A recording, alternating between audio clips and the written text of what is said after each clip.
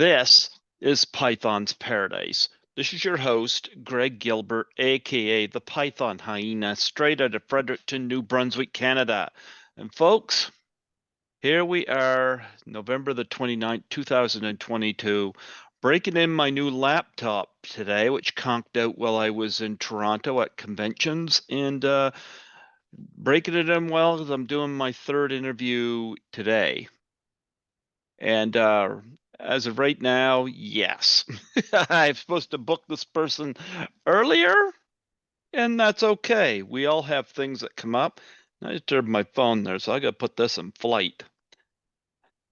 I have the co-host of Pop Ninja on the show with me today, folks.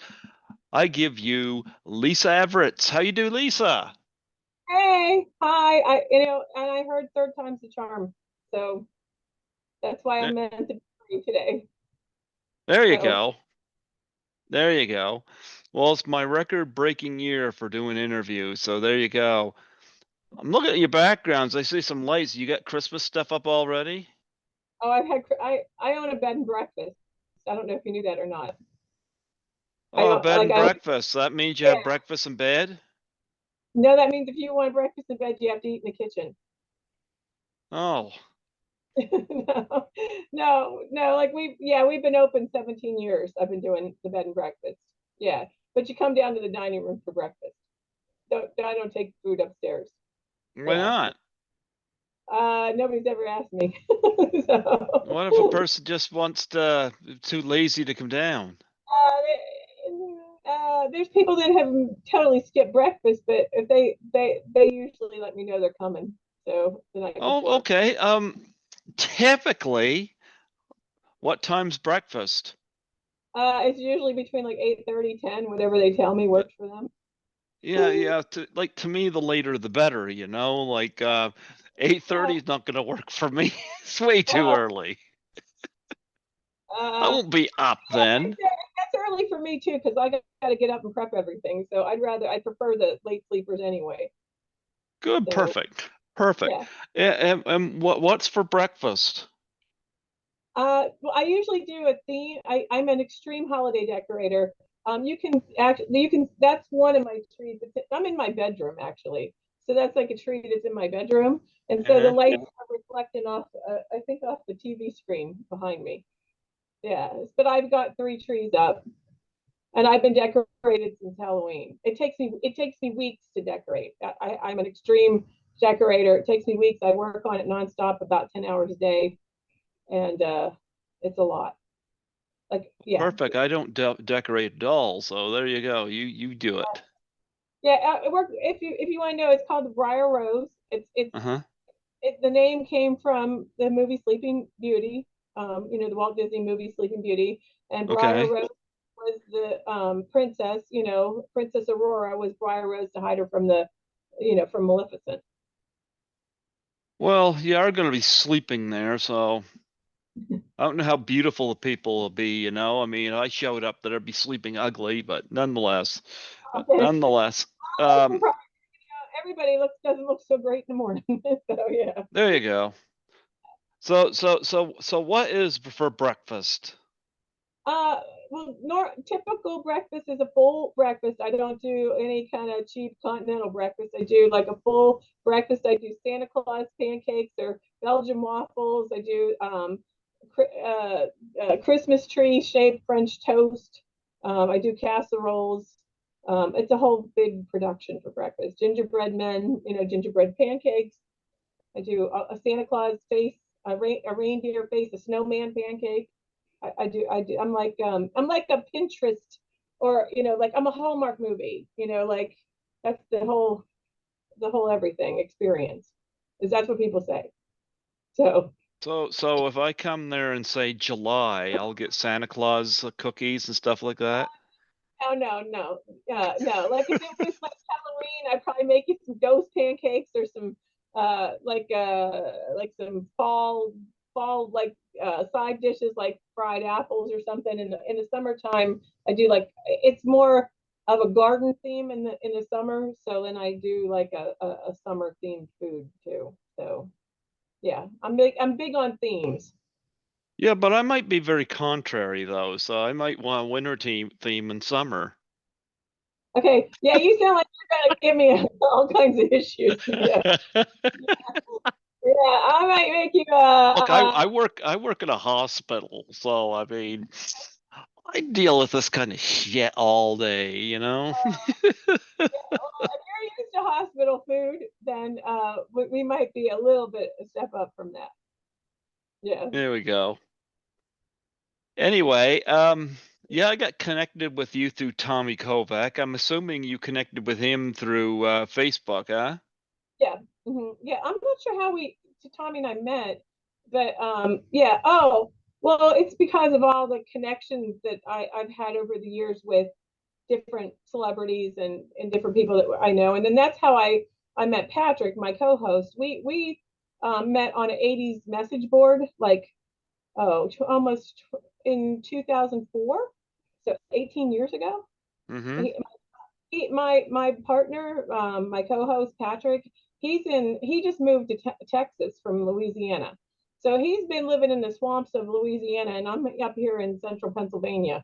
So he's always telling me I'm in my evil lair up in Pennsylvania. He's in the swamp, and so we have like two different takes on a male perspective, and a female perspective on different movies, and just because we're from totally different parts of the country too. So we just kind of we have interviewed a lot of different people, and then I don't know I don't know which person or how connected me and Tommy together, but I've been a guest on his podcast twice, and he just was a guest on ours here at Halloween. We did like a special episode with him because he Okay. his whole thing was he was a big horror movie buff. So it was cool to have him on, and we talked about we each picked a movie to talk about, like from our favorite like director of horror movies. And of course, I picked John Carpenter. So yeah, so it was cool. Like sometimes we normally do audio. I'm not we tried doing video, but on our podcast, Patrick puts in clips from TV shows, and with the copyright stuff, there's some issues going on there. You get banned. You know what? I've had that issue recently. You know, I'd never had a copyright strike, and I used to do audio before the lockdown. After lockdown, I got introduced to Zoom, so I'm able to Yeah, do these at my apartment. But when I did them at the studio, I would put pictures along with the audio. And some fucking asshole decided to copyright strike one of my interviews based on an image. yeah. And I contacted the guy to see if, maybe we could work this out, because, it's not intentional. And he proceeded to tell me that the image is worth 400 and some dollars. I'm like fuck you, and then he tells me that I gotta go through copyright strike school and wait for the copyright thing. I'm like, you fucking asshole, So, Who was he? huh? Who was that? I mean, was it his? Was it his image? What? Yeah, it Who? was, but I just kind of chose. I've done three tributes to Ray Harryhausen, who did the stop motion work and one of my favorite movies, Clash of the Titans. I'm talking about the 1981 version, not that piece of garbage that came in the last 10 years. Um, anyway, I had John Walsh on, who was worked closely with Ray, and the second interview got copyright striked because of an image, and some guy named Martin McNeil. I didn't know who he was. I guess he took a photo of Ray, and I tried to work this out, but you know what? I'm kind of at the point of fuck you. I may be leaving YouTube. That's what may be happening. Well, how did they get wind of you've got their picture in there? How do they even know? I don't know, but you know what? It's not like first off, my channel's not monetized, and secondly, Yeah, it, it's not like it was something deliberate on my part. I was just putting images to go along with the audio. And I was yeah, always told by people, whatever's on the internet, you know? domain, So, yeah, yeah. So it's not like I was like, gee, let's see what photographer I could piss off. But he's yeah. pissed me off. So I'm thinking on sometime in the next very near future leaving YouTube because I can't see this not happening again. And you get three strikes, and I'm like, you know what? Fuck this. So, Oh, I didn't know anything about the three strike thing. So we just went back to the audio because it's easier to edit too. And so and he does put a lot of clips in it, and so it's, I mean, people can listen to it and then you don't have to deal with all of that. So it's like with the video. Plus, I mean, he does, it's, if we goof up or we do anything that we don't want in there, like it's a lot easier to take out than in a video. So well, that's why. the audio ones, like I said, I could have. My brother edits my videos and stuff. He could have taken that photo out, and I even offered to have that done. Yeah. So, but nonetheless, like I said, I'm gonna be looking into Spotify and Apple and stuff like that coming up, and this guy'll have absolutely no say there. Okay. None. So I None. was looking at your Facebook page, and you've been doing your podcast for a long time, or just interviewing people. I've What's going? been reviewing movies since 1996, and I still do that, but I'm not as serious about it. But I got with the station in 2005 at suggestion of a friend of mine who said that the CHSR had no film critic, and it turns out they didn't. So I was doing my show at Python's Paradise at CHSR for 10 years before I started doing it as a podcast. And what had happened is through an ex acquaintance, I ended up with an interview with Tommy Wiseau from The Room. And it was like, okay, that was a surreal experience. Who else can I do this with? And it took off from there. Okay. Your number, well, since April of 2015, your number's 687, I think, since then. Oh, I should write that down and go play it in the lottery. You Yep, know, yep, but 687. Okay, all right, I'll write that down. I'll have to rewatch this and remember it. Yeah. So yeah, we are in our going into our fourth season on our podcast, and it's, we take a kind of a break over Christmas because Patrick, my co-host, doing two. He's making movies. He's doing all kinds of stuff, you know, and he takes off and goes on vacation. So we just kind of take a break until after Christmas, and then we'll start into our fourth season. We kind of got into it during COVID, you know, for something fun to do, you know, and it just kind of like I have a lot of connections to a lot of people that I've met over the years, and I've been a guest on a couple other podcasts too, mostly pertaining to the TV show The Secrets of Isis. I don't know if you're in Canada, right? yep. Okay. I don't know if it was ever, you know, if it was in syndication up there or any kind of, you saw it. It was on Shazam in the late '70s. I don't know how old you are, so I don't know if I'm 50. okay. Well, I'm 54, so so Oh, I was like shit. eight or nine then, you know, so when it was on. But I loved the show, and I became really good friends with the actress that played the lead on the show that played Isis.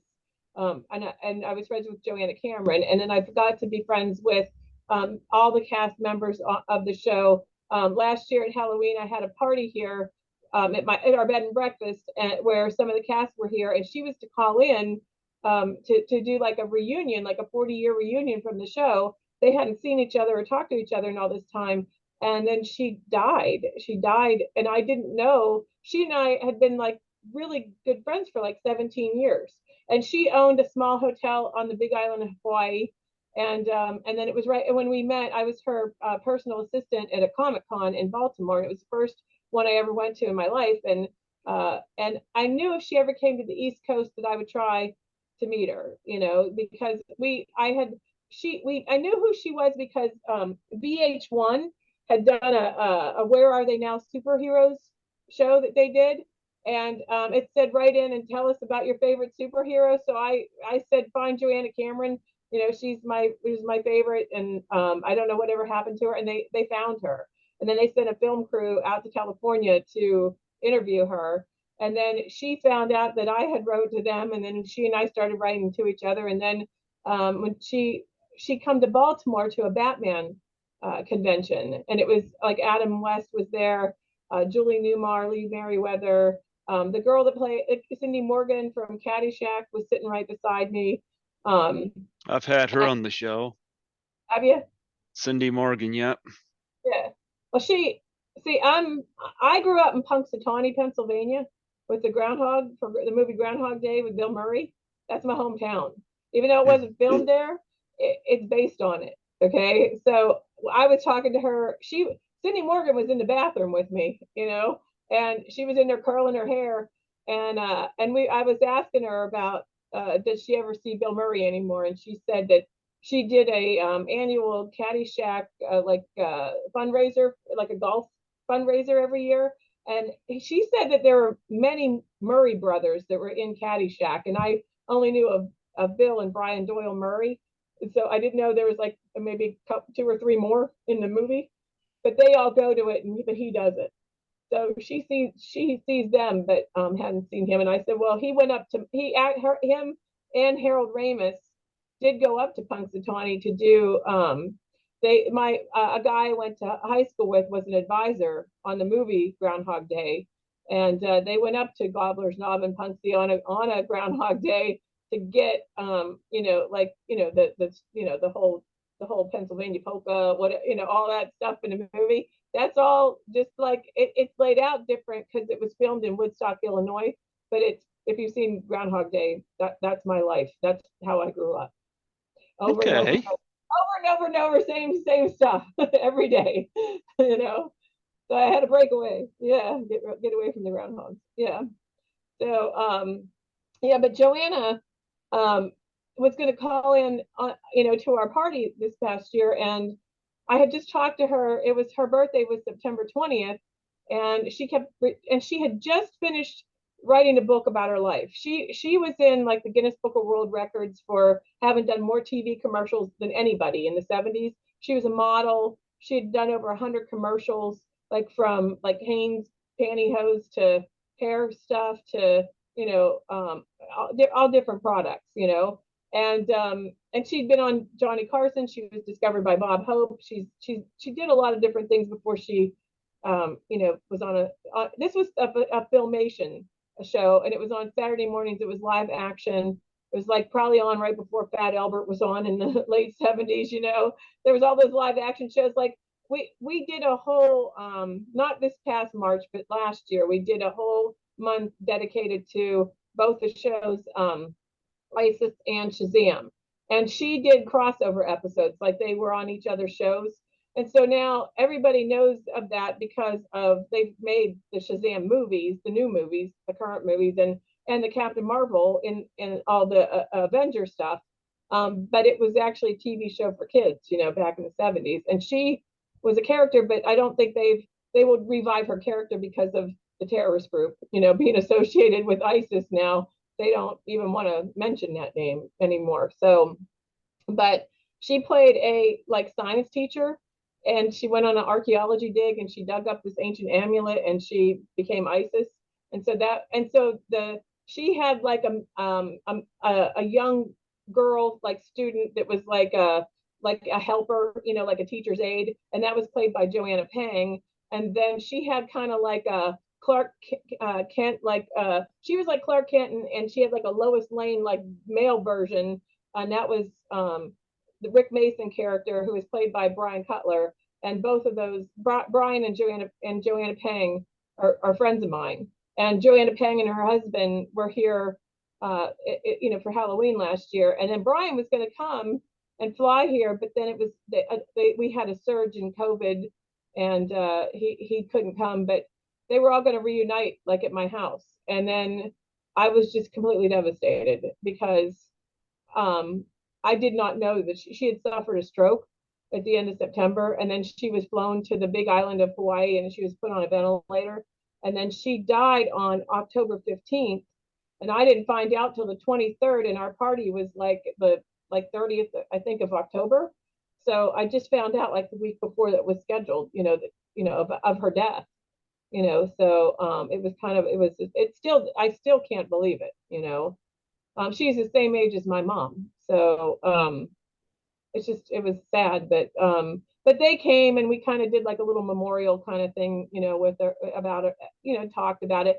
And Joanna Pang, that is in ISIS, her husband is a movie producer, and he produced a lot of movies from like the 80s. Like he produced my favorite Christmas movie, and I don't know when this is going to play, when this interview with we're doing right now, but they did my favorite Christmas movie from 1983. It was the made-for-TV movie called The Gift of Love, A Christmas Story, and it had Angela Lansbury in it.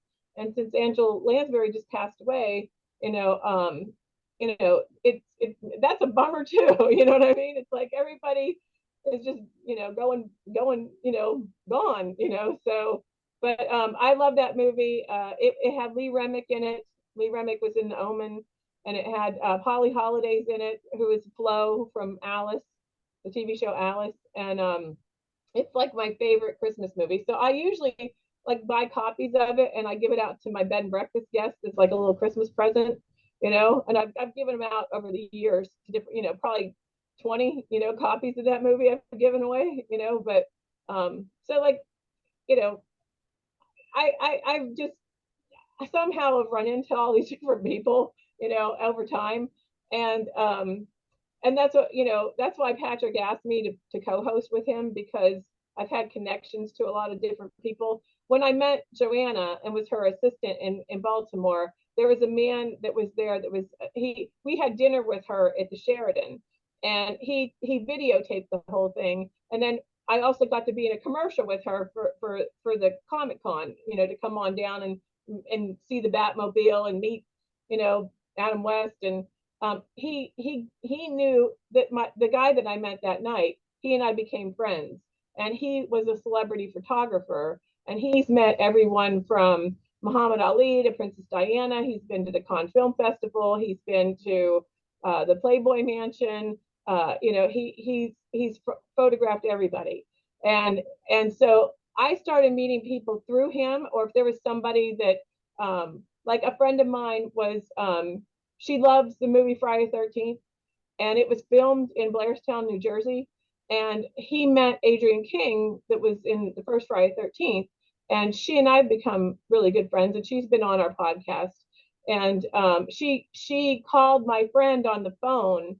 The night we took my friend down to the lake, and we it's a Boy Scout camp, and we basically got kicked out of there because you're not allowed to be, on the property. If they catch you in there doing anything Friday the 13th ish, they'll kick you out, because we were there in the summertime when there was a camp was going on, so they don't want people in there scaring the Boy Scouts. But I got to know her, and I've met a lot of different people. Like I knew Tawny Katane really well.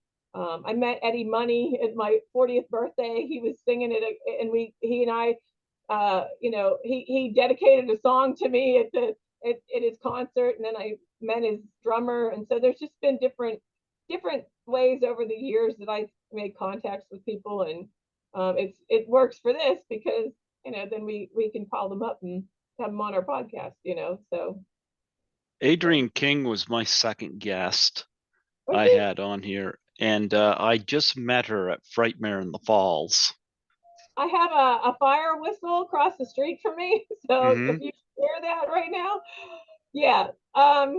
That's the one thing about being able to delete stuff, on clips. Because we had did an interview with Ken Olin from April Fool's Day, because Okay. I opened the bed and breakfast on April Fool's Day because of my love for that movie. And there's, Amy Steele was in it, and she was in Friday the 13th Part 2 with Adrian. But I know Ken Olet really well, and the fire whistle went off, and he was like, "Lisa, they're coming to get you." It's like because he could hear the fire whistles coming, but it goes off like 5 times, and then sometimes Patrick does goofy things, and he puts like these goofy clips in with the, but like it may never happen, but of course I'm talking, so it had to happen. But anyway, so Adrian was your second guest, and Yeah, and I just met her this year. I interviewed her in 2015. So yeah, I'm hoping to maybe get her on again sometime, So yeah, yeah. yeah, she's But awesome. yeah, Tawny Katangan I never had on, and she Yeah, that just she, lost. I couldn't believe she died too. It's like, I mean, it's like I met Tawny in person, and but she and I knew we talked a lot on Facebook for a long time before I actually met her. Another friend of mine, I used to be a travel agent, so I was the travel agent to a guy that was a stand-up comedian back in the '80s, and then he went to work for David Letterman, and then he was the guest. He booked all the guest comedians for the show for like 17 years, and he was like best friends with like Dennis Leary and all these people that you would know. And I went to a couple like comedy clubs to see him perform in New York, and then somehow I met Tawny Katane through Anson Williams, that played Potsy's, through his Facebook page, and she was talking on there about something, and I was talking to her, and she was talking about being on David Letterman, and then I was saying my friend books all the comedians for David Letterman, and then we started talking to each other, and then she started emailing me private messages, and then and it was during this time where it was after she had some really bad publicity of some stuff, like you know with DUIs and stuff like that, and she was telling me what really happened and what took place, and it's sad because all people want to hear is the lie. You know what I mean? Like you know what I mean? Like what, not what really happened. You know what I mean? That's not as interesting, So she explained to me like the whole situation with that. And then when she came to Monster Mania or Chiller Theater or someplace that I was at, and Hmm. she and I met in person, and my friend that was the celebrity photographer was there, and he videotaped the whole thing and took pictures, and that was pretty cool. So, but her death pretty much shocked me too. I mean, she was only 59 years old. So, Well, but like yourself, I've also assisted somebody at the first con I did was Horrorama in Toronto. And I did it because I was invited by Lisa Langlois from class of 1984.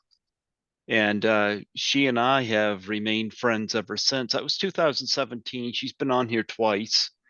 And she invited me to my first con. And that's the first time I'd ever been out in New Brunswick. So, first time in a plane, which actually I found kind of fun.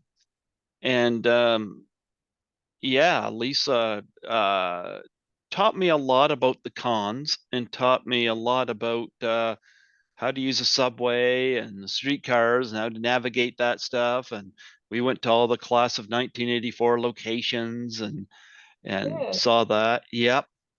So Lisa and I have remained friends. And I just assisted her again this year because she was invited back to Horrorama uh, for 5 years later, and I assisted her again. But every time I'm in Toronto, I always connect with Lisa when I'm there, and she told me about getting business cards and stuff like that done up, and so like I remember that first Horrorama that I was at with her. We were sitting very close to Vernon Wells, who I've had on the show, and he gave me his card, and we were sitting. The other side of her was Leslie Donaldson, who I've had on here a couple times, and Mink Stoll was there, and so was it was the first con for Ashley C. Williams from Human Centipede. She was there. And yeah, John Russo was there. It was a really cool con. So I had a lot of fun there, and I've done 4 horror-ramas. This last one we're just at, Caroline Monroe was a guest, and I had her on the show back in 2016. So it was just a thrill to meet her, and she was busy all weekend and took time for everybody. And I was at two Frightmare in the Falls, and I was at one Comic Con in Toronto. So, and one of the things like for my show, things I do, if people passed away, I do tribute interviews. For example, I've had Alfred Hitchcock's granddaughter on here. Audrey Hepburn's eldest son has been on here. Oh, wow. Well, Um, that's cool. yeah, Bella Lugosi Jr.'s been on here. Sarah Karloff's been on here in tribute to her father. Rowdy Roddy Piper's son and daughter has been on here. Um, Various things like that. I do that. Um, and it's always hard when somebody passes away that you've interviewed as well. I've been fortunate. I had Dick Miller on here 5 months before he passed. I very fortunate. I had Ernest Harada from Rosemary's Baby on here about 5 months before he passed. Um, David L. Lander, who was Squiggy in Laverne and Shirley, I had him Yeah. on here in 2017. He's gone. Peter Mark Richmond, who was on Jason Takes Manhattan. Pretty much the best part about that movie from my vantage point. He's been on here twice. He's gone. And we just recently lost Ted White, who's my favorite Jason. It's been on here twice, you know? Yeah. Yeah. Yeah, we had Paul Kellman from My Bloody Valentine, and it was You know kind of what? I've had one My Bloody Valentine guest. I had Alan Udy. what character? She was the one that got stuck up on that thing with Oh, the hoses and her mouth, stuff. the things coming out, the Yeah, water coming out of her mouth. Okay, yeah, okay, she yeah. He is totally awesome. She's a professional clown now. wow. Yeah, she walks on stilts and stuff like that. She does all that stuff. Yeah, I'm still in touch with her. She's on Facebook, if you want to reach out to her. Well, Paul was probably in his early 70s. Like, I mean, when he just died like last year, this past year. He was Oh, TJ. He played TJ. He's the main character. So okay. yeah. It just, well, yeah. I mean, there was probably three of them. There were, three main people in the movie, but yeah, he played TJ, and uh, he and I had talked for years, and then his health was in decline here, in the last few years, and he hadn't really even gone out much, and I had tried to get him to autograph something for my Patrick, after we had talked to him, but he just he he he he went downhill pretty fast, and I was shocked. A lot of the people that I have met or talked to have died, and so I don't know if that's bad omen, or it's like, but some of them were young, and so, like, yeah, like Joanna's interview with us would have been her last one that she did before she died, and Paul's was probably in the there might have been one other person that he had talked to other than us within that year before he died, so yeah, it's kind of it's shocking to me that we are like now a part of history for these people, like you are, that your podcast has like immortalized a piece of them, you know so that it's yeah, so I just it's a bummer. I mean, it just seems like when you're talking about Bella Lugosi, and I don't hardly watch any new movies. I watch a lot of old movies. I watch Turner Classics, like the only channel I basically watch anymore on TV. So like I love like the 30s and the 40s, and then I like the old horror, and I love the Alfred Hitchcock stuff. I think we did a podcast about like where our podcast is mainly 70s and 80s, okay? Um, and um, and we did, and Patrick let me throw a little, Alfred Hitchcock in, one Halloween, because Halloween's like my favorite holiday, so like he let me do that, but we mainly stick to the 70s stuff and the 80s stuff. And we if we aren't interviewing somebody, we will just talk, like he and I like talk about one movie, one TV show, one music thing, and then we have a bonus on there, like a bonus category of stuff, like say like the Cabbage Patch craze, or something from that time period, the pet rocks, or something. And and then we usually give away a free prize too, like on our podcast, like we give away a code word within the podcast. Then you have to like find where I say the code word in there, and then send it to us in a private message, and then it's usually like a movie, or some piece of memorabilia, or a CD, or something. But DVDs are becoming like obsolete, just like CDs and everything else. It's like it was, you know, VHS, and then it went to DVD, and now it's like everybody streams everything. So they don't Not even me. I Blu-ray. still get Me physical media. too. Yeah. Yeah. Um, this year horror films has been pretty good. I loved X, and I loved Pearl. I loved Black Phone. Smile was a surprise sleeper hit.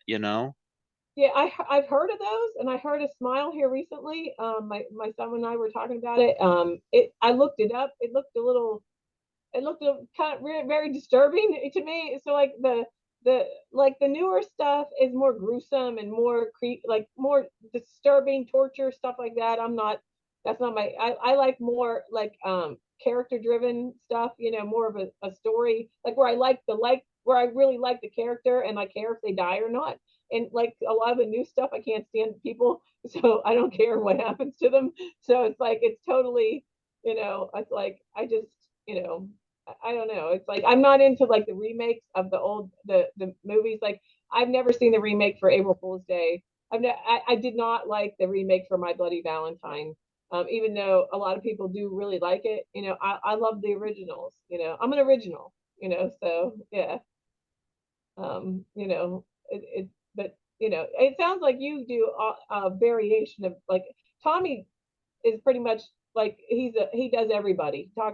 He talks to everybody and then some. I can't even believe Tommy doesn't talk to everybody. you He don't. doesn't talk to everybody. Well, he and I have one person that we both don't like that I've dealt with in the past, and he's dealt with, and so we kind of bonded over that one person. But yeah. Okay, let's talk about that. Who is it? She was in April Fool's Day. She's one of the lead people in it, and in Valley Girl, and Oh, Deborah Foreman. yeah, I've interviewed a few people from Valley Girl. I've had Heidi Holliker on here a couple times. yeah. I'm friends with her on Facebook. Yeah, I've had Michelle Mayrink on here. Oh yeah, Um, she from Canada. Is she? yeah, that was awkward though with her because I don't think she knew I was gonna put it online or anything, and I was like, yeah. I mean, Well, I'm no, not you gonna don't play it tell her. one night in the radio, Okay. but anyway, I think I she just was watched worried. Valley Girl like 3 nights ago. It was on regular TV, and I hadn't watched it in years because that one person who I'm not going to name, but you already named, she kind of like ruined it for me. When I met her in Well, real. we'll get to that in a minute, but with Yeah. Michelle Mayrink, I think she was worried about how she sounded or this, but I think she sounded fine. I think she was really good with the questions. I think it was a very good interview. I think she sounded fine in it. I don't know whether it's a security issue with her, but I've had Do you have it on? Do you have your interview with her like somewhere like the? Michelle Mayrink. Oh yeah, Yeah, like is it a video or is it an audio? it's an audio because that was Okay. before lockdown. Before lockdown, I wasn't even on Zoom. I Okay. do them at the station. Now I just do them like this. Okay, but because she hasn't been in anything. I haven't seen anybody talk to her, or I mean, because she's an I like, acting coach in Canada here. yeah, Um, but nonetheless, it's great talking to her. I think the interview went really well. even Heidi, the I've had on a couple times. Who else did I have? Because I've had other E.G. Valley Girl alumni on here as well. E.G. Daily, Nope, I haven't had EJ Daily. Lee Purcell.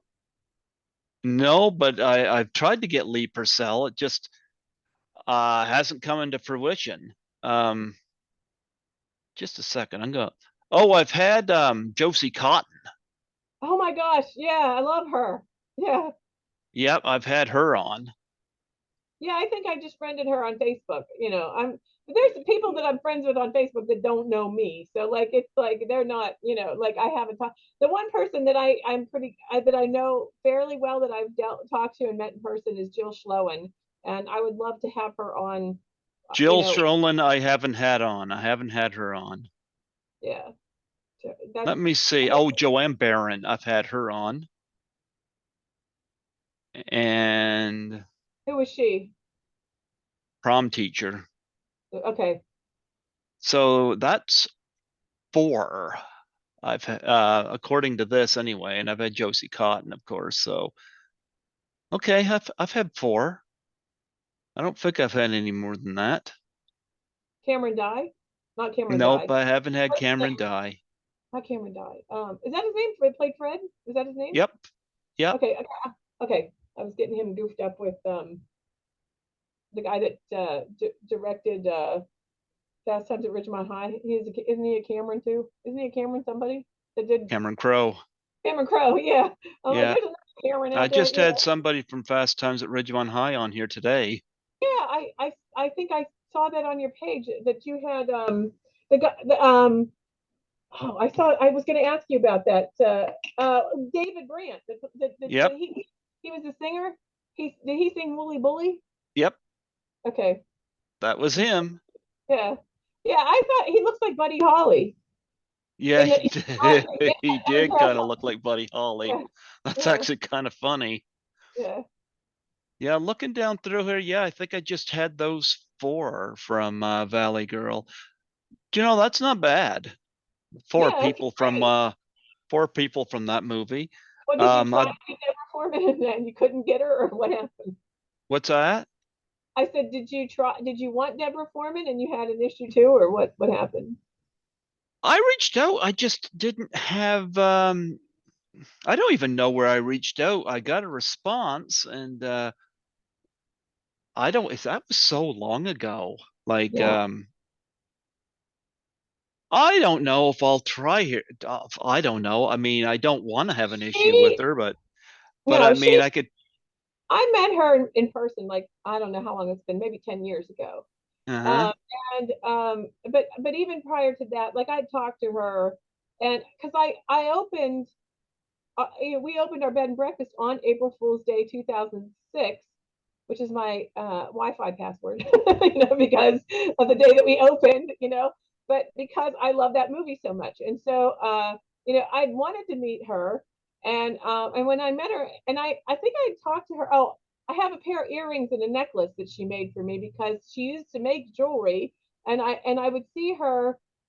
She had a website for her jewelry, and I bought some stuff off of her because she was always on there saying she needed to pay the rent or something, and I kind of felt bad, and so and she was auctioning off like different like luggage and purses and things and stuff that was her own, and then she was auctioning off a signed copy of Valley Girl, like the soundtrack.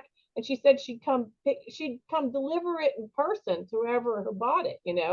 And I was thinking and I knew she was teaching yoga, and she's had a lot of different jobs. She made furniture. She's just done a lot of different things. And she started posting these half naked pictures of herself on with the jewelry, and I just said, why don't you give a autographed picture, with your jewelry to people that are fans, like instead of and she kind of got, I don't know. I said, why don't you go on Etsy too? Like, which is like where people sell, jewelry and stuff. And she got really mad at me. And she was just like, well, she's like, you don't know anything about me, and I'm proud of my body, and this and that. And I was just like, well, in every movie that I ever saw her in, she never did like nudity or anything. And so I was kind of shocked that now that she's older, that this would be the time period to be doing that. You know what I mean? So I just thought,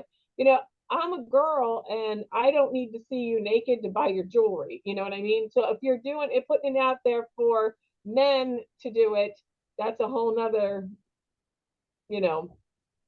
So she was basically, yeah, men buy jewelry, and it's like, well, for who? Because it's like the jewelry's for women, you know what I mean? So if they're buying it for their girlfriend or whoever, and you're putting pictures of yourself on there to entice them to look at you, so they buy them, I'd be like, if my husband did that, and I'd be like, I don't think I want that.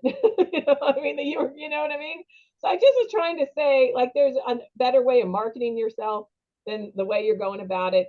And then now she's gone and done like a whole, I don't know, 180. Like she's just like she's very religious now, and she was living in Texas, I think, and she got to be extremely religious, and and everything was, now over the top with that. So I just she just, she's just completely different than what I thought she was going to be like. It's like some people are, you meet them and you think of them as a character, or the person you like, and they are nothing like that. You know what I mean? It's like just totally not like that. And there's been a couple people that I have to say that I met that did not do a darn thing for me when I met them, and I could have done without it. And wouldn't make change it. That there's another person that I met that once I met her, I was just like, I used to like her in movies, and met her in person, and I was just like, nope. Okay, who's this? She was in Tomboy, and Oh, she was Betsy in, Russell. yeah. I've had her on here. Have you? I've Well, had her on here. she just was kind of snotty. Like I met her. I think she was okay. She was right next to Adrienne King at like Monster Mania, Uh-huh. and a friend of mine was in a wheelchair. Okay, and so Adrienne had known we were coming there because I was there with my friend James, and my friend and my other friends in a wheelchair, and she stopped the whole line of she had a line out. Adrienne had a line out the door because she's the number one soul survivor, and she saw us, and then she ran over to us and like was like, oh my god, these are like my friends, and she's like, just hold up, and she was like so nice. And we said, we don't want to like infringe upon anybody, and we don't want anybody getting mad at us, and we'll wait in line and to get some stuff signed and stuff. And she was so nice. And so I think another friend of mine was there and who had a broken ankle, and she was sitting. She couldn't walk like as far as we were going, and she was sitting over near where Betsy was, and Betsy was. She might have been outside smoking. It's like, and she wasn't even like at her. I think I think she was. I think it was her that was like outside, and she was really kind of snobby, about like we said how great she looked, and like how like in shape she looked, and she's like, I work really hard at it, and she just was like, I don't know, she just was kind of cranky. And it was like, okay, it's like I just feel like they, I don't know. I feel like if they're meeting their fans, they should be excited and happy to meet people. I would be really happy to meet people, but when they're kind of like, I don't even know what I'm doing here, kind of like attitude, like I don't even want to be here. I'm just forced to come here. I mean, that's what it felt like, sort of like, and it's like, I don't care if I talk to you or not, I'm find me elsewhere. You know what I mean? It was just, I just didn't get a good vibe, basically. So, but she had been sitting next to a girl that was the handler for Natasha Kinski. And I love the movie Cat People. I That's like the, got it here on Blu-ray, signed by Lynn Laurie. okay. Cause like Yep. I love that movie. I don't know why. My friends all think like that's an odd movie for me to like. But I love the whole New Orleans like vibe to it, and I love the music to it. I just love the cinematography in it. I just think special effects are awesome.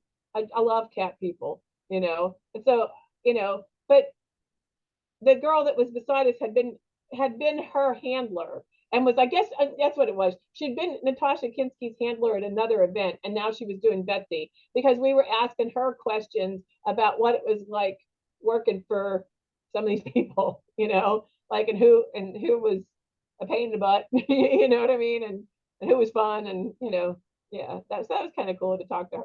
She was more interesting to talk to, I think, than some of the some of the celebrities were. And my friend James, who's met everybody, who I told you, like, he, um, one of our guests that we have a lot on our podcast, she's an author and she's written a lot of books, and she wrote a book called Super Chicks, and Joanna Cameron, my friend that played Isis, she's in it with Linda Carter, that is Wonder Woman. And James has met Linda Carter many, many, many times because he works for the Department of Defense, and he is in DC. And so he's gone to different events with Linda Carter, and he got Linda Carter talking to me on a DVD that he had her saying Merry Christmas to me some years ago. I think it was in 2012 because I have the signed Wonder Woman thing in I have like a game room, like bar area that I have like a lot of stuff signed from people too that I have out there for guests to see and stuff.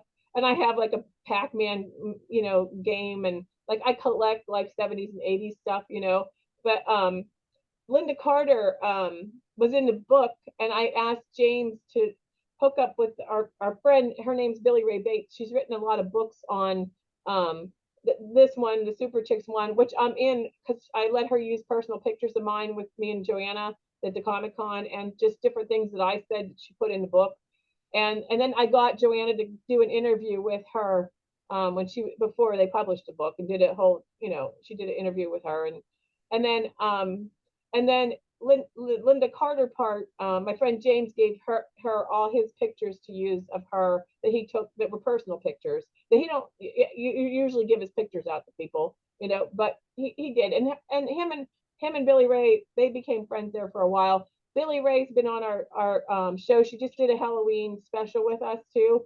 She's written books on the Dukes of Hazzard, Dynasty, Dallas, the Green Lantern, I think, or the Green Hornet, and yeah, she's really into like all the cons and stuff too. She was at one that I went to some years ago too, and it's just I don't know who I'd want to meet now that I actually have never met. You know what I mean? Like I can't think of anybody that, like, because I've been to so many, and I've met like Lindsay Wagner was somebody that in the Bionic Woman that I would have that I got to meet, and then I've met a ton of people over the years, and I can't. I mean, there are certain people that I wouldn't cross the street today. Like if Kim Kardashian was across the street, I would have no desire to go meet her. You know what I mean? Like I have no. I like I like more obscure. I like a lot of B movies that like a lot of people never even heard of. I That don't are know getting. what's going on with your audio, but you keep going in and out, and I don't know whether it's you, Is it my? Can you hear me? I mean, I can okay. hear you, but sometimes, Maybe yeah, I'm moving around too much. I don't know. Maybe that's it. I don't know. I, I, I'm hearing you, but at the same token, sometimes you cut out, and I'm like, Oh, yeah. But sorry. no, that's okay. Okay. But no, I haven't met any bad apples at the cons yet, and knock on wood. Um, Lisa's always been my favorite because she introduced me to the whole thing, and we remained in touch. In terms of like Lynn Lowry was a delight to meet, from Shivers. And Caroline Monroe was a delight to meet. I was happy to meet her. At Comic Con, I think the two people that made the biggest impression on me, one was John Rhys Davies from Raiders of the Lost Ark, He was very personable with people, Who and did the he, other was who did he Corbin play in? Burson, Oh, yeah, I know who he is. Who did he play in Raiders of the Lost Ark? Harrison Ford's assistant. His assistant. The guy on the airplane? No, You mean the original Raiders of the Lost Ark? yeah, Raiders of the Lost Ark. Yeah, I Uh, don't know the name of the character. Sala? That might have been it. Was he okay? He Okay, had a because beard. Patrick, my co-host, is always dressing up like Indiana Jones, and when we do Halloween, he loves Raiders of the Lost Ark, like his all-time favorite movie. Oh yeah, I saw that at the drive-in when I was young. Yeah, Yeah. but Wait, he they he have was drive-ins in Canada? They have uh, drive-ins? huh? They still have any? Do they still have any drive-ins in Canada now? Not where I live. We lost those in the mid '80s, you know. Mhm. But We have them. We go to one, and they're bringing them back, and they brought a couple places built new drive-ins during COVID because people couldn't go to the movies. mhm, So they made there's a place right up the road from us that made a drive-in out of uh, uh, you know tractor trailer truck the pod things they mhm. stacked them up, made new drive-ins out of them. Yeah, that was Hey, cool. cool. Yeah. But no, the cons are always fun. I did two this year, and Melissa Rose was another one that was an awesome meet. I haven't had her on here yet, but I know she's extremely busy. But she was a delight to meet. Um, oh my goodness, I've met all kinds. Lauren Marie Taylor was Oh, wonderful to she's meet. Friday the 13th part two, right? Yeah, I had her on here, and she recognized me right away. Okay. Yeah. I'm friends with So her. I love part two. Actually, of the Friday the 13th, part two is my favorite. part two. Yeah.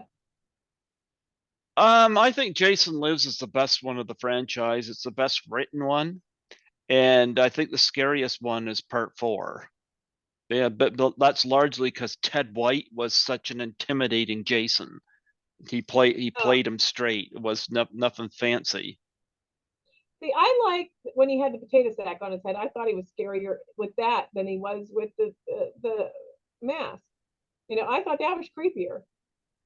You That know. may be the problem with Friday the 13th Part Two is that it's basically just Friday the 13th Part One with Oh, Jason.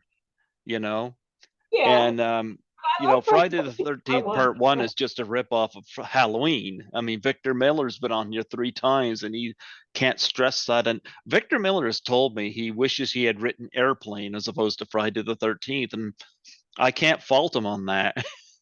Okay. Okay. Well, I love. See, I guess they're having a new. This is really weird because I had said for years that they should make a prequel to the Friday the 13th. And now they're making a prequel, I guess, a TV show for it. And I've always said that they should. And I've talked about this to Adrian and different people that about Friday the 13th that they should set it in the like 60s. When Mrs. Voorhees is young.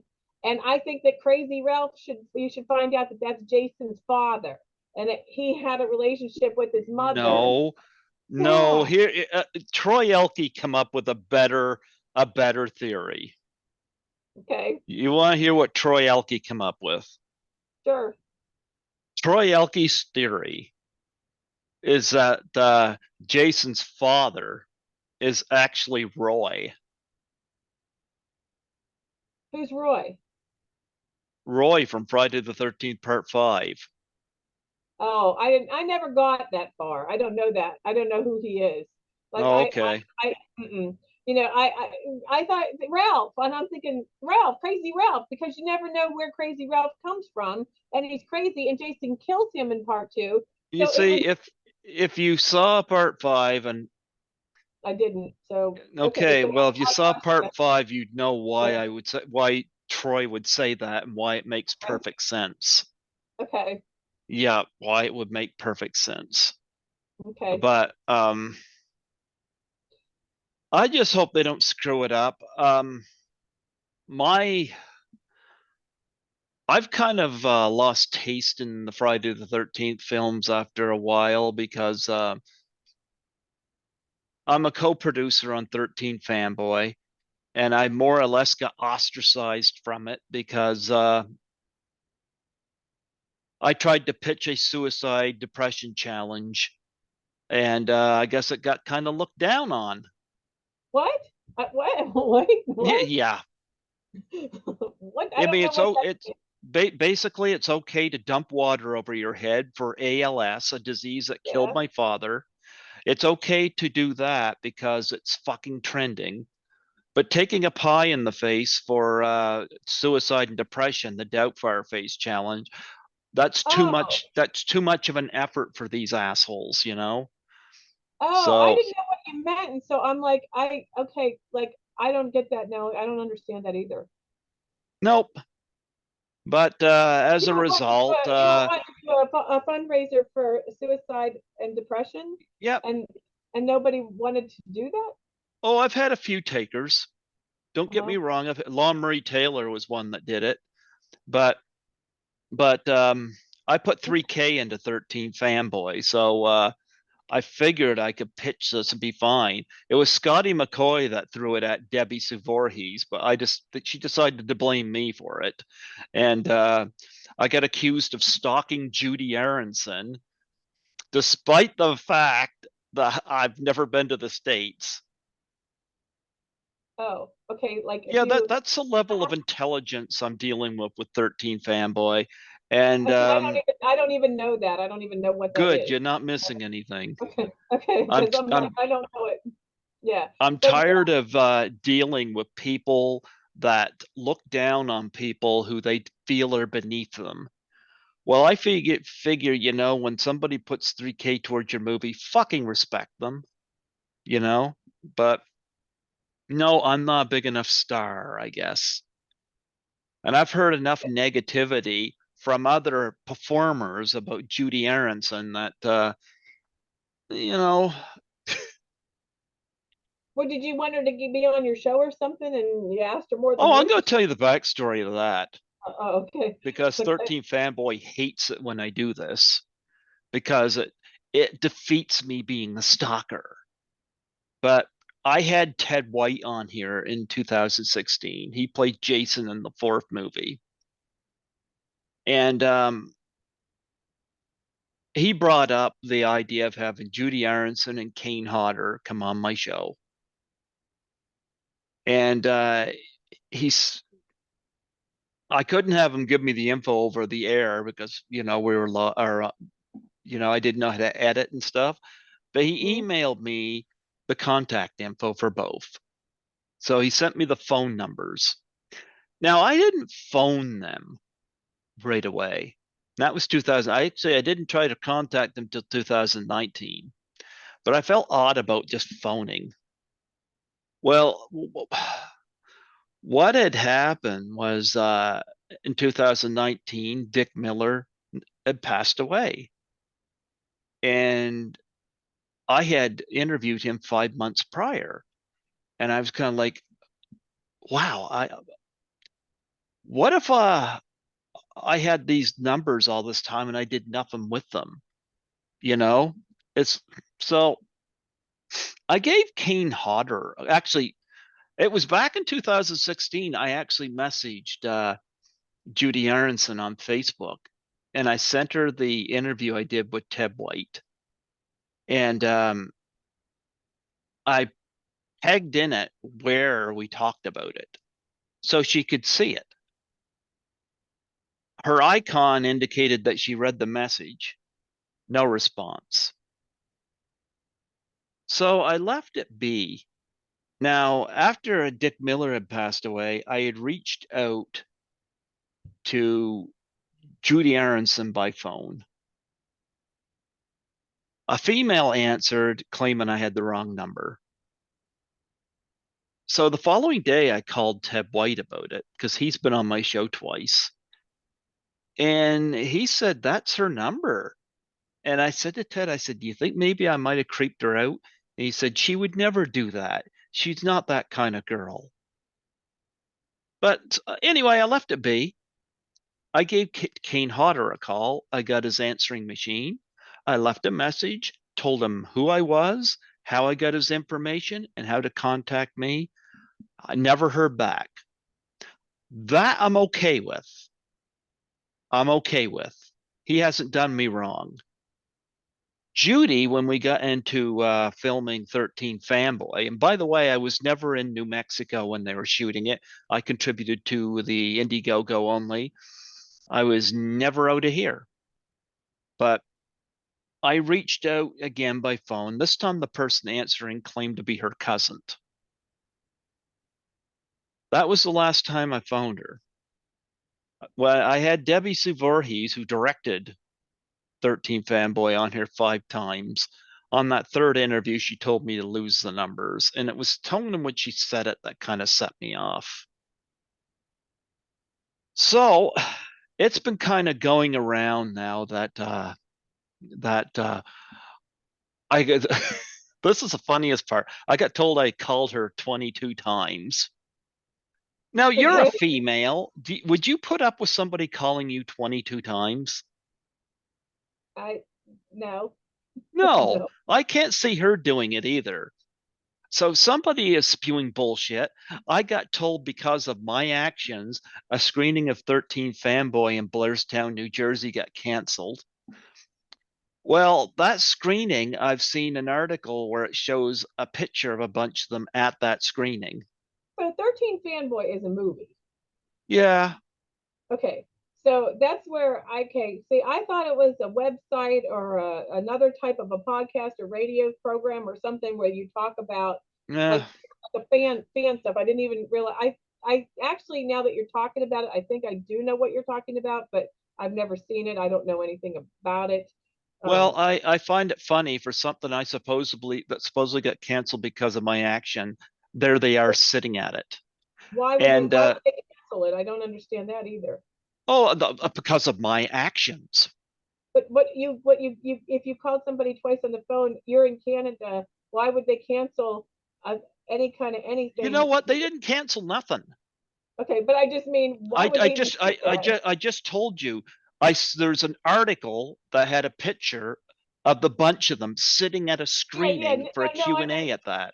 yeah, I remember. I just yeah, you said that, but I meant like, but why would they say that? Why would they make you think whether it was canceled or it wasn't canceled? And you say and it wasn't. Because they're assholes. Yeah, okay, well then, there you go. That's the whole. And That's the whole apparently there nutshell. was screenshots sent to me from another member of the cast that apparently they were talking about me behind my back on a forum Oh, because I threw the Doubtfire Face challenge out to them for suicide and depression awareness because I was pushing that. People want to see fucking celebrities do that stuff. If it's okay for the ice bucket challenge, it's okay for this. But because I'm not famous enough, I don't count. I just had a lady that was just here at our bed and breakfast that came from Ohio because they were doing a walk for suicide prevention at a local park here in my town. That there's not even, there's not a lot of people. I live in a very rural like area, but she come clear from another. She worked for a hospital too. She came from there to do that because it is there's somebody that is Well, these everybody's people, been they affected want to by it. do stuff like they want to sit there and do a video where they talk about it. I'm like, I'm sorry, but actions speak louder than words. If you're going to talk about it, shut the fuck up. That's what I say to these people. You know, I threw the due to Scotty McCoy's suggestion, I threw the Doubtfire challenge out to people on Cameo. And I'd end up losing money from people that decided to answer but not do the challenge. And then they get pissed because I gave them a bad review. Oh, But it's like, no, they want to get on there and they want to make money as cheaply as possible, but yet pretend they're doing something, you know? oh, So I've actually walked away from the whole film thing. huh. I don't get involved with it. I want nothing to do with it. And I've already stated that I see any of these people at one of the cons. I'm going to bring this up to them right in their lineup, in front of their lineup. They consider that a threat. No, if you're going to talk fucking shit behind my back, let's see how good you are at it to my face. They don't like that because it doesn't involve, hey, hear that, hear that. So it I kind of ruined the experience for me. Now I'm getting a passport now, but I'm getting it at the suggestion of Lisa because if she does some cons in the States, I'm going to mhm, assist her at it, sister mhm. at him. But that kind of ruined things for me. And I'm going to tell you what I'm going to do about these fucking assholes from 13 Fanboy. I'm going to have some people come on here that are pro suicide, and I'm going to have them tell their point of view. And I'm going to dedicate those interviews to the people of 13 Fanboy that decided to look down on me. Is it a heel move on my part? Yep. But I'm not feeling like following by the rules anymore. You know, Mhm. I went my I'm 50 years old, but I still bear scars from when I was younger, when Mhm. I used to get beat up upon because I wasn't popular enough. There's always that one kid in class that's socially awkward. Never expected to deal with this in my adult years, No, but it goes on for forever. Let me tell you. My mom's in a nursing home right now. She's out in my living room right now. But I yep. told you that's why I had to reschedule this a couple times Mm-hmm. dealing with her. I just filed charges against a woman who was abusing my mother at the nursing home because she's a bully. She's a bully. She's bullying old people. So and I took my son out of school for 5 years because he was bullied in school, and I homeschooled him. Now he's in Sweden because he doesn't want anywhere to deal with this country because it's such a crap hole. But Yep. it's like but I took my own kid out of school for 5 years over bullying. It started in the seventh. Well, it actually started in the third grade, and people and they would joke about it, and I went in there to the school and went round and round with them over different things and different. Even girls were bullies, and one of the girls like would dig her fingernails into my son's, hands. He'd come home bleeding. She'd spit in his face, and we were like, this is not what 9-year-old girls do. This is what prisoners do to each other. This is not 9-year-old girl behavior. And they would joke about it and say, wouldn't it be funny if they went to the prom together? And I'm like, no, by then my son is going to be completely hating all women, so it's like, they don't take it serious. But if you're a bully when you're a kid, you stay a bully through life. And I don't tolerate bullying. And just like this stuff with my mom, this woman was spraying my mom with cold water. She wouldn't let my mom, go to the take her to the bathroom. My mom got into like a fight with her, and now that the woman is on she's on she's not allowed in. If she comes near my mother, she's going to get slapped with a restraining order because what she did was abuse. And it's like, and I won't I'm not my I already have enough to deal with all of this with her, that I don't need this woman's stuff on top of it. So go Mm-hmm. find another line of work. You know what I mean? It's like you have no business being around old people that can't defend themselves. So, and my mom was kind of fighting back. Like she kicked her, and because this woman seemed to like hone in. I think bullies sense something in people, and they hone in on certain people, and they will pick on them because they feel like they want to. They find something in them that they know they can rub them, push their buttons easy. And my mom, isn't like she'll fight you. You know what I mean? So like and so I think that girl got a charge out of that. She got some kind of something out of it, and she picked on the wrong person this time because it's like I'm not gonna. She didn't see me in the hallway. You know what I mean? Like I didn't get to her first because we're going in on Thursday to deal with this, and that woman is she's not allowed anywhere near my mom's side of the building. And they told me that they knew who I was talking about, that they'd had other issues, that she was um doing stuff to the staff, like, the other people that work, coworkers, that they were afraid of her. She's a big, I'm 5'10", and she's taller than me and a big girl. And it's like, and just that in itself can be intimidating to somebody that's weak and, frail condition and older. Just the size of somebody can be intimidating. So she's using that, and I don't like bullying either. It's like, No. and no.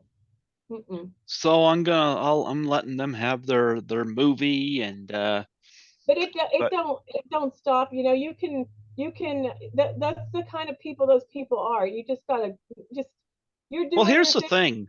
Here's the thing. I can prove that I didn't call her 22 times. I can prove it. All I have to do is go through my phone records. Well, you don't even, you shouldn't even have to do that. Look, I'm going through it with my husband, and he worked for a company, and they took him in a back room just recently, locked him in the store. He worked in retail, and they went on an hour tirade to berate him about wearing the wrong colored shirt to work because the company is a giant mammoth bullying their products all over TV. And it's like, and they're a horrible, horrible company. And we have a lawsuit against them right now. So it's like, once we get through that, I can't wait to tell people, don't go buy nothing from them, because they act like they're doing something to promote wellness and health in people while they're bullying their own employees. So, you got to let it, it's like, it's everywhere. This whole country is full of bullying. It's why I can't stand politics. It's Yep. all bullying. It's bullies, and I Oh, hope my jeepers, it's to the point now where and I don't care if a person's gay or straight or transgender, but I'm getting really tired now of every time I go to the movies, that stuff's got to be shoved down my throat, or for example, transgenderism. I know people that have had that done. I've got nothing against them, but this whole thing you now got to use like they they're and now their. doing a thing now where they say a doctor can decide what sex you are. No, you either got a dick or a vagina. Like, what the fuck is this country coming to? What the hell is the world coming to? Yeah, see, you know, I just am like, if they're not, nobody's hurting anybody, and if that person is miserable being one way and they're happy the other way, then I'm all for being Well, happy. that's fine. Yeah. But when they start dictating these terms or how, like, I'm hearing now that people now want to be addressed as a particular animal. This, Oh, that's like, are you freaking kidding me? yeah. Like, I saw that where a girl thought she was born a cat. Yeah, I saw that recently. it's like, Yeah, stop. yeah. And it's getting to the point now, if you're a white male, suddenly you're evil. And to those people, I say, fuck you. I'm a white See, male. I haven't harmed anybody. Fuck off. That's what I say to that. You know, I work with people who are African American. I work with people who are Korean. I work with people from the Ukraine. I work with people, you name it. I've mhm, had no issues with any of them, mhm, but they also don't shove it down my throat either. mhm. So, Well, I yeah, feel like that about religion, too. I don't need it shoved in my throat. I I come just. from a Christian household and I believe in the Bible, but I'm going to tell you something. I don't go to church anymore because I find it's too much about money. And also, when my dad passed away, not many people from the church came to see him when he was on his deathbed. But boy, whenever something fucking broke down, they'd call him. A hypocrite. Yep, yep, Yeah, they're full of them. That's where they're at. That's yep. where they congregate. Yeah, And they would promote junk and I movies like believe Fireproof. I Oh, I know that. Yeah, I'm if religion is a benefit to somebody and it gives them hope and it gives them faith and it gives them some hope of something, but you don't. But when it becomes that there's 4,200 religions and yours is the only one, and you put somebody else's down, then I don't want any part of that either. You know what I mean? It's like I just think like I live by the do unto others rule. That is the rule. That is the thing I live by, and I believe in being kind to everybody. I don't care who they are or what, you know. And it's like, and that's my, I don't You want to know hurt what? anybody. And, I yeah. agree. Hmm. I agree. Go through life, try to be kind to people, Yeah. but I like, we live in a society that's you turn on online on the news and it's all bullshit. well, It's all bullshit. the news itself is it's creating fear, and it's creating and it's creating fear of each other, and that's the problem. And that's one of the reasons that I'm glad I do the bed and breakfast, because I have strangers staying in my house every night. And if I was so paranoid that I couldn't that I was afraid of every person that walked by me on the street or whatever, how could I open my door to complete strangers and let them in my house, you know? And Hmm. by doing that, and I've had people from like all over the world, you know, all different nationalities, all different cultures, all different everything. You learn by being around differences in each other, and then you you're you know you're it would be pretty boring if we were all exactly a carbon copy of each other, you know. And so to me, if you want it, you do your thing and let everybody else do their thing, and just I stay out of it. agree. You know, stay I out of it. agree You do your 100%. thing. The Yeah. problem is society doesn't operate that way, I know. you know? That's why my son's in Sweden, you know, because they don't have the violence that we have in this country. They don't Most people don't even have a car in Sweden, because they have really good public transportation, and they have you know, buses and everything. You don't have to own a car. You can get around just fine. They are very environmentally conscious. They are very like they recycle everything. They're you there's they're very it's not easy to get a gun in Sweden, so they don't have the violence that's here in the United States. And I just in this week alone here in the United States, I don't know if you watch the news here. It's just a free for all, you know, and it's terrifying. You can't go to a movie theater, you can't go to the grocery store, the Walmart, or whatever, without worrying about it somebody going to get you, you know. And it's like, and my son with school, you know, it's like in colleges and even doing in high school, when I was a kid, I never had that thought in my head. Never once did I ever think that somebody was going to come in to my school, kill me, kill my friends, kill my teacher. Never thought that, you know. And it's like something has changed, and you know, we got to like figure out how to, you know, knock it off. You know what I mean? It's like, I mean, it's just terrifying, you know. And it's like, and then the media just they don't stop with it, you know. It's just one after Oh, another after. the media laps it up. They act like it's all terrible, but they love it. Yeah, they They almost love become it. It gives them something to fucking talk violent about. sometimes when they're talking about these things, and it's like, this is somebody's family. I mean, you know, I've had a bad week. My husband just lost his job 2 weeks ago. My mom's, you know, had a stroke. My son's in, you know, Sweden, and we're just, you know. And so, but it's like when I look at like what's going on in other countries, like just like with the Ukraine, and they don't even have, they're eating but potato, you know what I mean? Like one potato, they're getting rations like it was in World War II, you know what I mean? Like, and it's like it could be a lot worse. You know, I have a roof over my head, and I have food, and I'm good, you know. So like I think of somebody that's just, their kids were just stabbed to death, you know, in Idaho, and they don't haven't even caught the person yet. And they just had to do Thanksgiving without no one what happened to their children. You know, I'm like, that's a bigger issue, you know what I mean, than anything I have going on. You know, I've been Yeah. through I was through cancer 2years ago. So I lost, this is all my new hair. You know, I was completely bald 2 years ago. So, you know, I had ovarian cancer. So, everybody has stuff.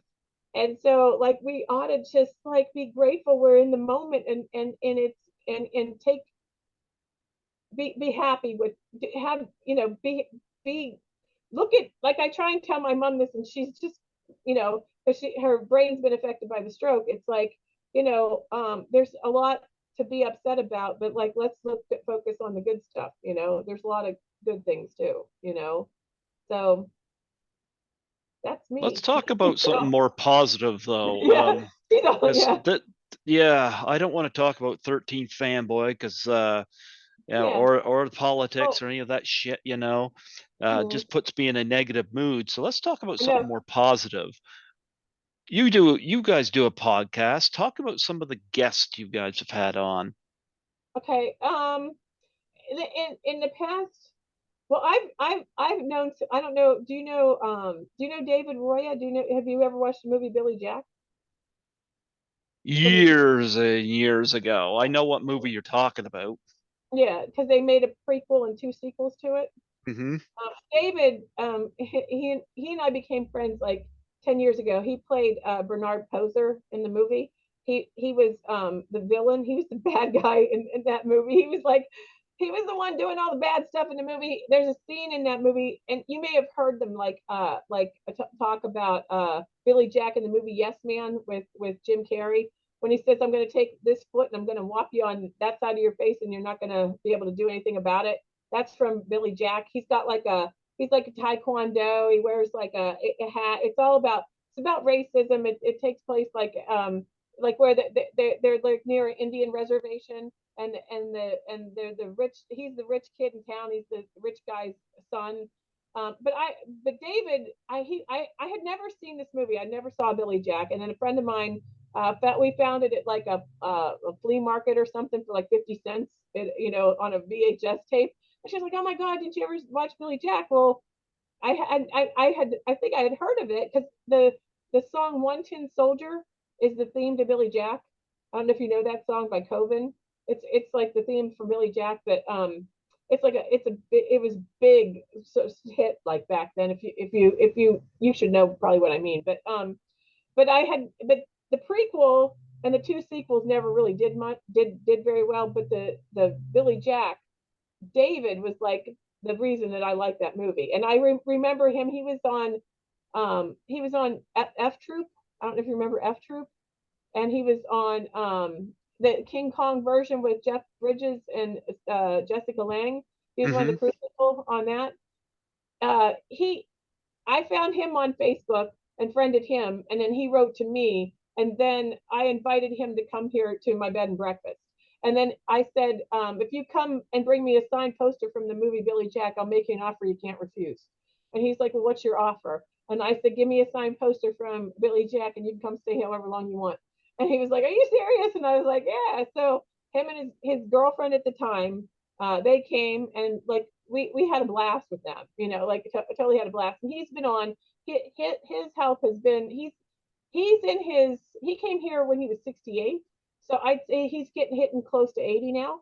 Hmm. But he's been in really good shape because he's always he practiced taekwondo too with the same people that trained Tom Laughlin that played Billy Jack, and we did an interview with him, and then he did an interview with Tommy after he did an interview with us, and Hmm. then we interviewed a local a woman that was on a TV show in the 70s. It was in the Philly area, and my best friend lives in Philly, Philadelphia, and she remembered her. She was like a horror host. She played Stella, the man eater from Machunk. It was a town like in Philly. I don't know if you'd ever heard of this, but it was on after Saturday Night Live. It was called Saturday Night Dead, and she played like almost like a Valley Girl kind of person, but like as almost like a cross between a Valley Girl and a vampire. You know what I mean? So she was like dressed in black. Well, she was on, and then she was on Tommy's show too. So we kind of done some crossover people, like some of the people that we've had on that he's had on. I saw somewhere that you had somebody recently that was in Black Christmas. I think I Who, saw that. me? Yeah, there's some no, maybe it was back down on your page, and and it was maybe like 6 years ago or something that you had somebody on from Black Christmas. I've had a few people from Black Christmas. Yeah, I I've love had Black Christmas. Yeah. I love the original. I don't like The No, I only love the thing that original. the only thing made sense that was good was "It's Me, Billy," the Dave McRae. Yeah, that's who it was. It was the guy that played the voice of Billy. You had on I the had show. Nick Mancuso, and I've Yeah, had Lynn Griffin, and I've had Carl Zitier, who did the music. yeah. We had Anthony Massey. Is he was a friend of Adrian King, and that's how I know him. But he made like a DVD. Like he did one on like the 25 years of Halloween. He did one, and he did one on Friday 13th. Like all of the cast of the, and like did a like a almost like I don't like a behind the scenes kind of type like DVD that he marketed and stuff. And he did one on Black Christmas, and it was filmed in Canada. I've always looked. I love the house, and I watch Black Christmas every year. I was going to watch it last night actually, but I didn't get a chance to. But I love Black Christmas. It's like one of my favorite movies, and I never saw it back then during the time that it came out. I saw it probably in the last 15 years or so. I watched it for the first I time. saw it in I love it. Toronto in 2019. It was a double billing with that and White Christmas.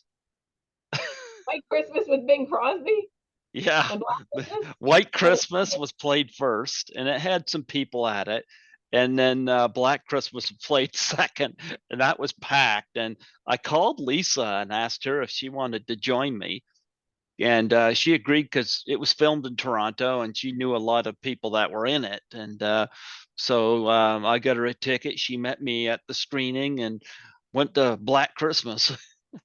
and that's the first time you saw it. Nope. Oh, okay. That was okay because it couldn't have been because you did the interview with that guy years ago. Yeah. Yep. Mm. Okay. Yeah. So yeah. But you love it. You love that movie. Oh Yeah. yeah. I've got Yeah. 2 or 3 different versions of it here on Yeah. That's Blu-ray. Rob Clark directed it, and he directed A Christmas Story. I just saw Christmas Story a matinee at the theater last I week. saw that on your page, and that was the original, right? Because they Yep. remake it. They're remaking another like an updated version with Ralphie as a grown up, right? Have you seen a preview for I'm it? fine with that. It's Okay. not a remake. It's just Ralphie as a grown Yeah, up. I mean, yeah, yeah, yeah. go for it if they can be Um, inventive. yeah, it's not a remake. It's not it's like a sequel. Yeah. What made Um, A Christmas Story so good is that it's just full of innovation. There's so many things that you can think of, whether it be the lag lamp or Ralphie yeah. and the little gun, or Ralphie in the pink bunny outfit, Mhm. or you Yeah, name it, the sticking your tongue on the post, all that stuff. There's so much in that movie. I have to go to Cleveland at the end of January to the Cleveland Clinic, and and a friend of mine told me that the house it's up for sale that is in the movie. The Christmas Story house is up for sale. But they have all kinds of they're keeping it open until they sell it. Whether they sell it or not, it's still gonna remain open. But I thought about like going over and checking it out while we're there. Yeah, that'd be fun. There you Yeah. go. There you go. Yeah. Hey. But Yeah. what other guests have you had that you like? Well, I had Ken Olin, who's been in summer school, and he was in April Fool's Day, and Hmm. I want to get Deborah Goodrich because she was in April Fool's Day too, and I'm friends with her, and she said she would, do an interview with us. We've had some different people that you might not know, like Patrick. Knows he's making an independent movie right now about a Bigfoot, but it's a swamp Bigfoot, like and he's friends with some independent filmmakers, and we've had some of them. He always did the Lake Charles Film Festival in Louisiana. He had his own film festival that he does. So he's had some of the cast of Land of the Lost from the 70s. Like they've been like Wesley Ure and Kathy Coleman have been guests. He just had a girl that was on a TV show Airwolf, Jill Okay. Scott. Jill Scott. She's gonna be a guest on our podcast because she was just Patrick's guest at the film festival. He picks one person a year and he flies them in. And then they don't really do autographs. They talk about making movies and like the whole production of the acting parts of it. I guess they will do some signing, but it's not for money. Like he pays them a fee like a flat fee to come, and he's there. He goes around and takes them out to dinner and stuff like that. But he's had William Catt has been there for him. Haven't Um, had him on here yet, but I've I would, had some people from Carry on. yeah, I love Carrie. Yeah. Mm-hmm. We haven't had William Catt on our show, but he's had him on. He knows him in person, and basically most of the people that have been on here in the last couple of years have been people that I've had like a contact with and now I don't know. I want to get Jill on because I've met Jill in person, and I Never love, had Jill Sherlin on. I've never had yeah, her. yeah. I She's met never her. responded. She's never responded to me, and there comes to a Oh, point where I just stop. yeah, yeah. She Before told I me have that, before I have another Judy Aronson moment yeah, where right. you know Well, then I might have one too because like I've asked her a couple of times, but that's because she said yes, and then it didn't connect, and then we didn't get her on. So then I have to ask her again because then time goes by, and it's like, well, remember me, like we were going to do this, and then it's like, yeah. So, yeah, but like I know they're doing things, so it's like I get it, and I mean when we get around, we sometimes get busy too, so it's like but I mean, to me, it's just for fun. It's just it's just fun. Tommy, he's had like I don't know 1,600 people or something like that on his podcast. A ton. I mean, I don't even know how many. We talk when he was on our podcast. For Halloween. We talked a little bit about how many people he's talked to and how many years he's been doing it and just yeah. So I'm trying to think back like who else because we've had quite a few. we've had who have we've you had met? Who have you met at cons that you really enjoyed um meeting? I met Lindsay West, I met Joan Collins, I met Pamela Sue Martin. Really liked her because she told me she didn't believe I was old enough to know her from Nancy Drew. So she figured I knew her from who she was from Dallas or Dynasty. And Joan Collins had was it the same thing that Pamela Sue Martin was at, and Pamela Sue Martin played Fallon, played her daughter on Dynasty.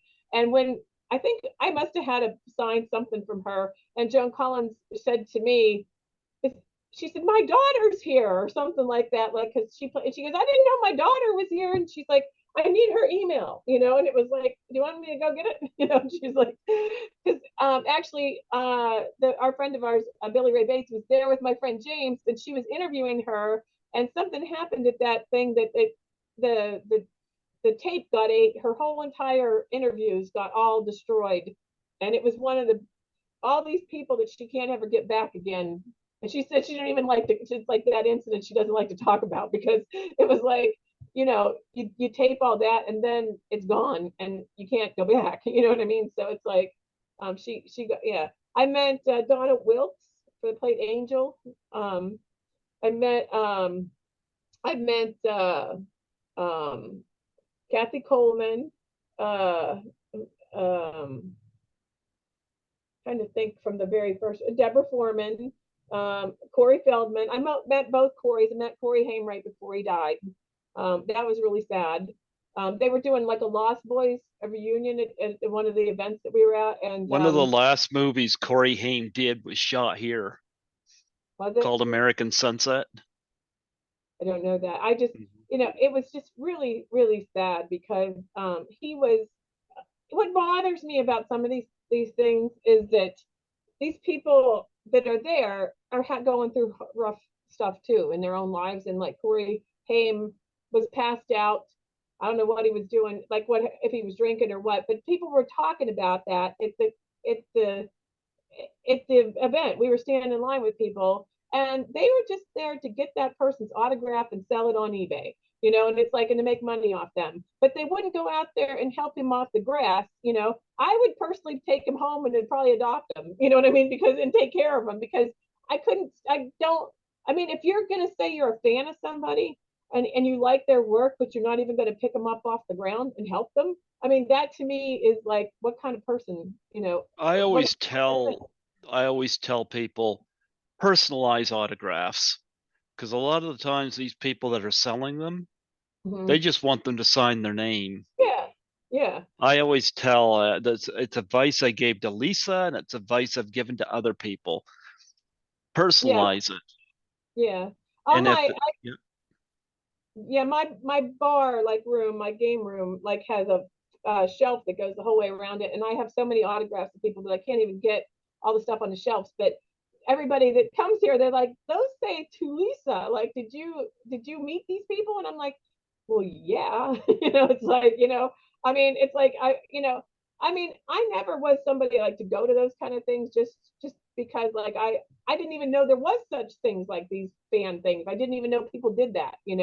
And I think Adrian had said that to me too. Like she was totally shocked that people were still like, like fans of Friday, the original Friday 13th, because she had gone on with her life and done all. She had had a stalker.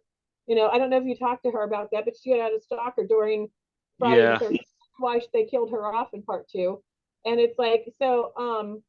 And she just got into doing looping and other stuff instead. But it's like I think a lot of these people they're famous for one thing, and then they either like it's just like the same thing with like records and stuff. If somebody has one hit, and it's like they keep singing that same hit song for forever. You know what I mean?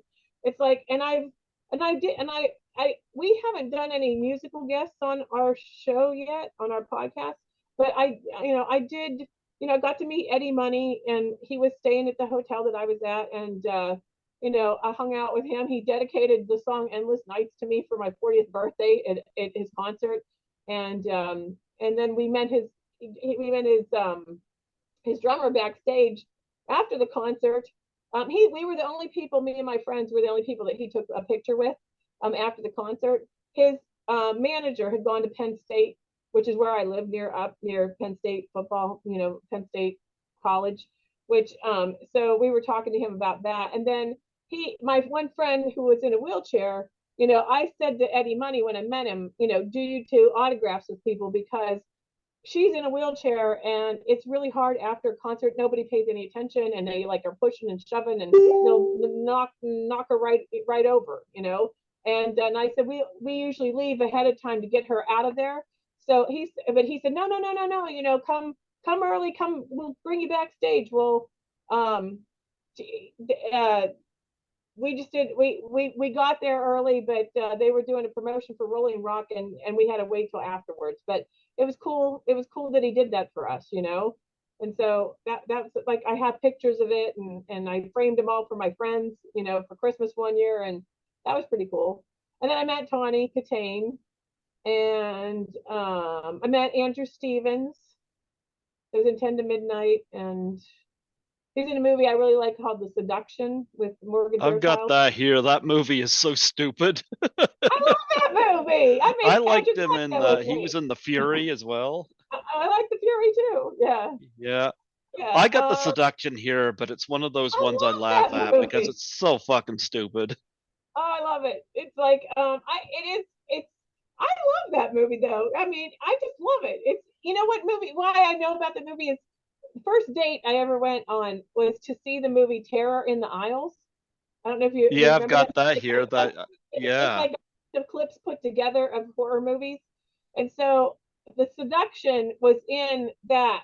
And so when I went down the road, I remembered like clips from that movie and I looked it up and found it, based on That was knowing it how from I that. discovered that's how I discovered Miss 45, which is one of my favorites. Oh, I know that one, too. I found that I watched that not too long ago. I forget I found some I don't even know, some like paper like some channel that got all kinds of like old movies that you never heard of before, and I finally saw that movie.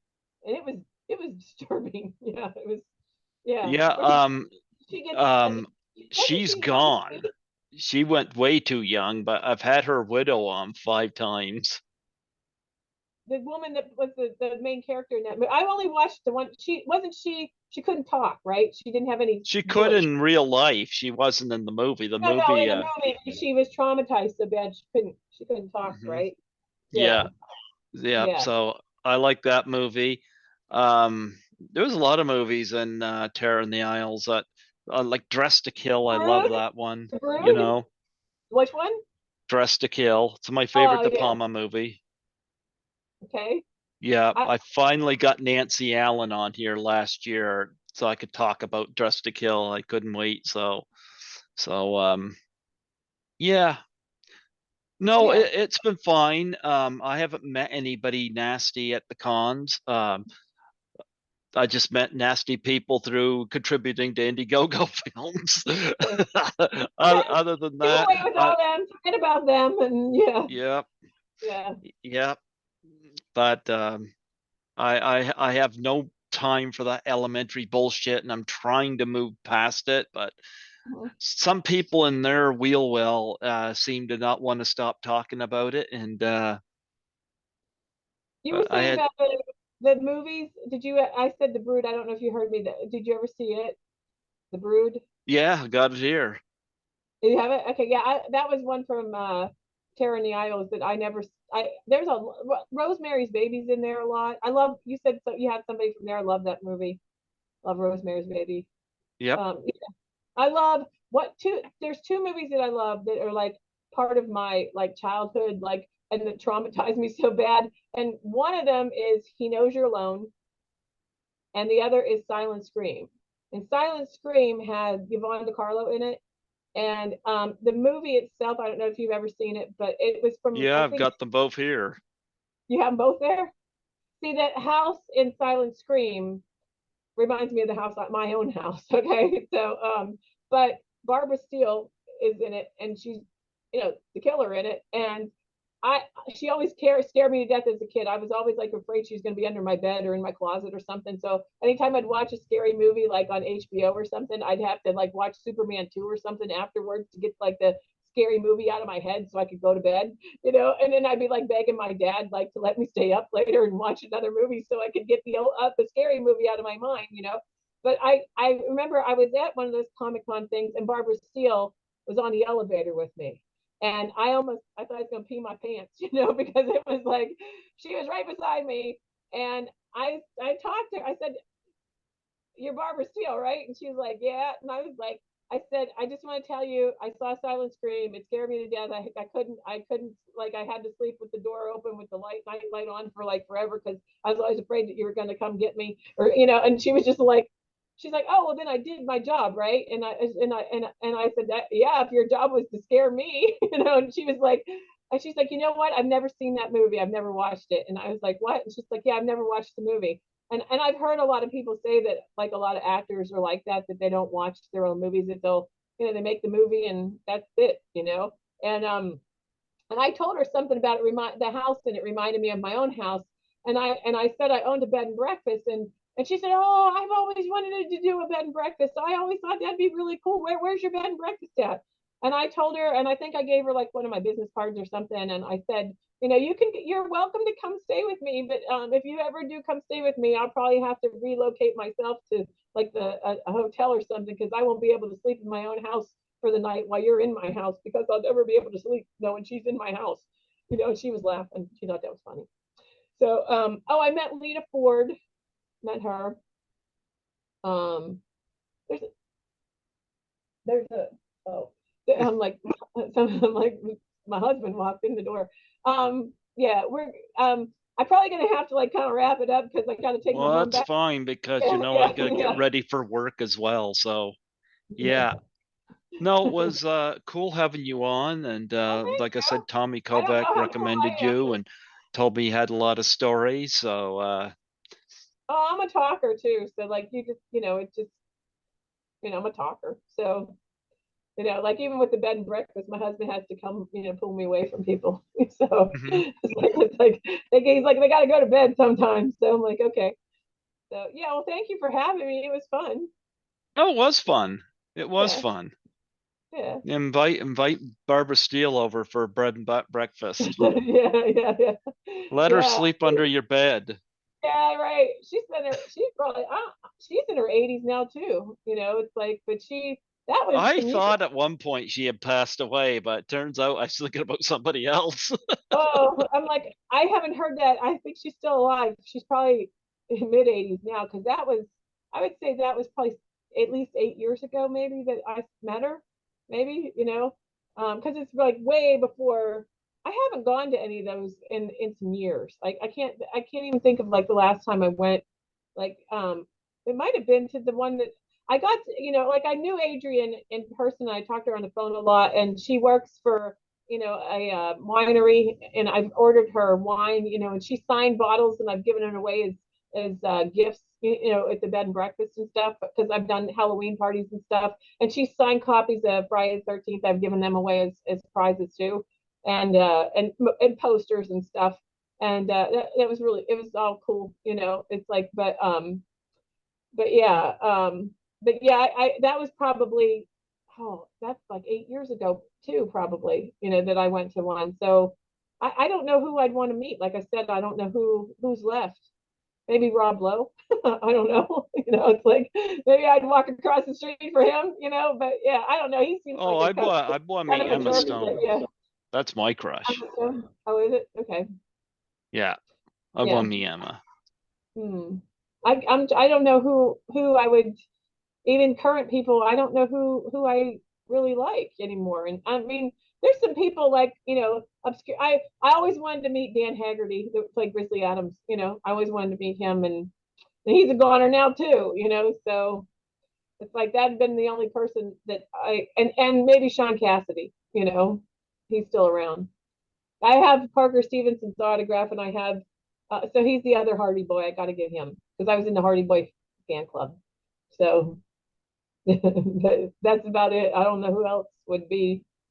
I'd be willing to like go clear, like I mean, these things aren't anywhere local. And Patrick has talked to me about like us doing our own kind of thing at some point. Like he, we talked about maybe going to the Phoenixville, the Blob Festival. It's like not far from me, where the movie with Steve McQueen. Maybe going there and then setting up a booth there and maybe talking to some people, or going to a con together sometime and interviewing people. But we'll see, see how society goes, you There know. you go. Yeah. So Well, I bid you a good evening. okay. Go get the bread and breakfast ready for Barbara Steele, Okay.